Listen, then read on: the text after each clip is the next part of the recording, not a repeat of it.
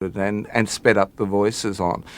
There were many more echoes and influences through the film. They included one of my favourite filmmakers, F.W. Murnau, who made the original Nosferatu.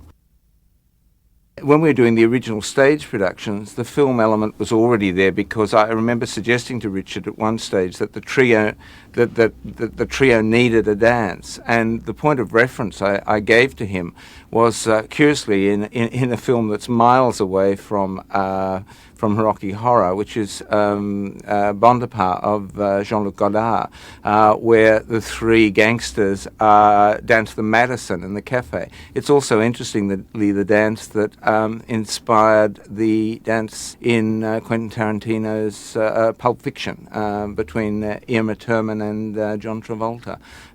So that's the kind of level of, when I talk about the fact that the film is invested with, on one hand, a very popular kind of comic strip surface. Underneath that, it's also invested with a very sophisticated set of sensibilities, which was not certainly only mine, but that of many of people involved in it, including some of the cast. The fact that it's lasted, I think, is partly due to the enormous quality of the design. I mean, I think both the costume designer and the film designer were incredibly talented and created a look that could last this long. Our whole idea with the film was to make it very theatrical, and the film was in fact going to open with, like you were going to see red velvet curtains, right? And they were going to open on a black and white screen, and the film was going to have no colour up until that first zoom up onto Frankenfurter's face. And the only colour was going to be his red lips. And so, in fact, if you watch the film, what's happened, the only colour that's come into it has actually been added by lighting, because the ballroom was conceived as a black and white set. And that was one of the things. It was a bit like The Wizard of Oz. The idea was that once they met Frankenfurter, then the colour would come in. But the studio felt that the techniques weren't there for it to be done effectively.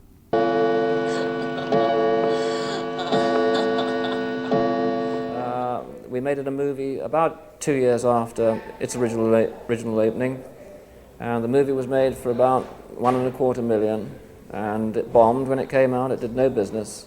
The early previews were not successful at all. I mean, that's being kind to it. We had a lot of walkouts and a lot of people that were offended, mostly because it's obvious now you couldn't spring it on the general public, and especially it depended on what films you previewed with, because the film that was showing there creates the audience that's going to preview a film. And there was nothing anywhere near Rocky Horror that was at that time playing theaters, so we would be playing with things that were just the total opposite, and everything was the opposite of Rocky Horror at that time. But we did find that amongst the audience were, in small numbers, but very appreciative and almost, well, they would thank us at the end. You know, they'd search us out and say, "Thanks for making that kind of film. You've made a film that is for us, or that we really wanted to see." And also satisfying was that people that had seen the play around the Los Angeles area would say we had done right by the play. We hadn't misused the play. And so we were satisfied creatively that we had done what we set out to do as filmmakers. The next step was exhibition.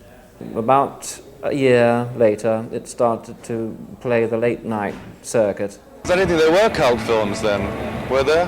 I mean, I suppose Todd Browning's Freaks or something. No, I mean, no.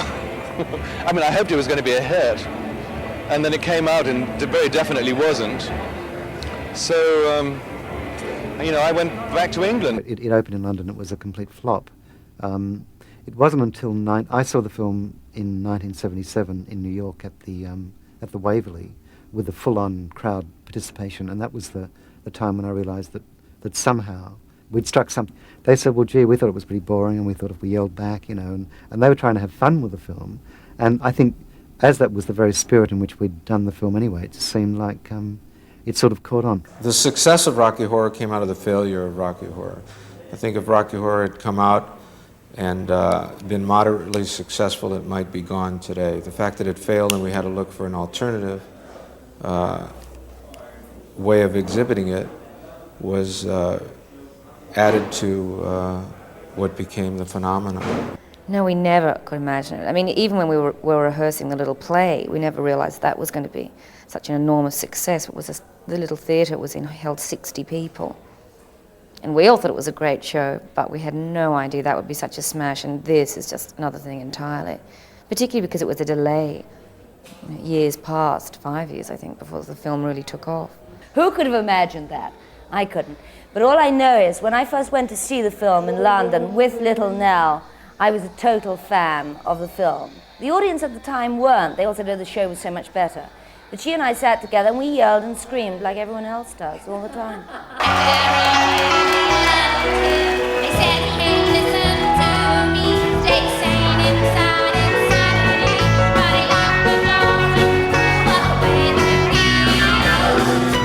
I think it appealed to people's sexuality. I think the theme line, "Don't dream it, be it,"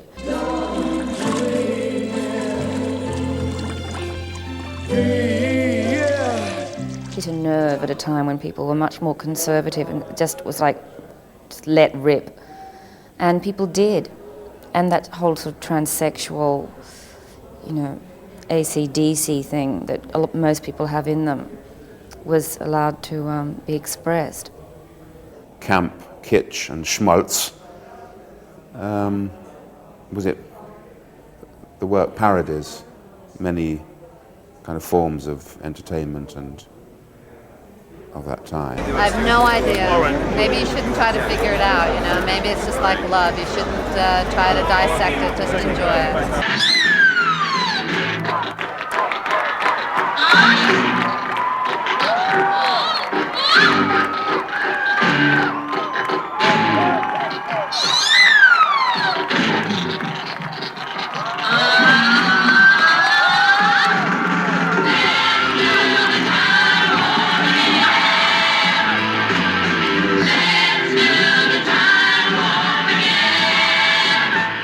Speaks to the young people of today about the loss of innocence. It's a rite of initiation. The music is wonderful. The characters are so identifiable. I mean, you can really find something in that movie to identify with. And it's offbeat. It's fresh for midnight. It's perfect for midnight. And then once the audience participation began, there were people who are attracted to that.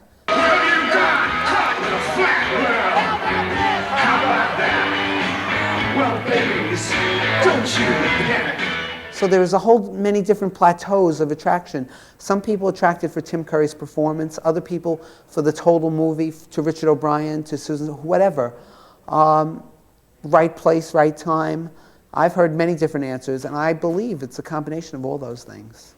Every Saturday, there's a guaranteed party, whether you have a date or not.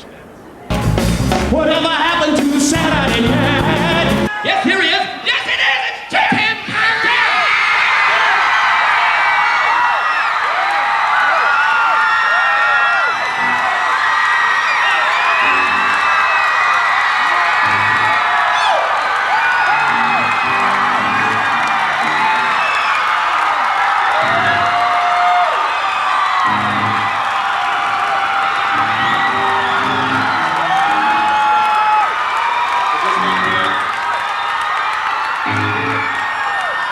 How do you do that?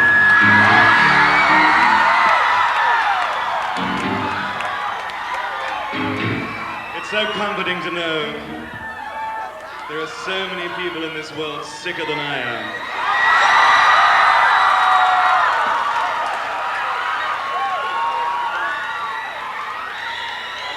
I think I'm the only person here tonight who doesn't look like me. It's still playing here in Sydney on a Friday night, and I go along, you know, occasionally, every couple of years or something. And I do find it extraordinary to see new generations of people still enjoying the film. I mean, I think the best thing about the film is that it hasn't dated. I mean, it seems as fresh as it was all those years ago. It doesn't have any. There's nothing. And I think that's because it never was a kind of a film to do with fashion. There was never, people aren't wearing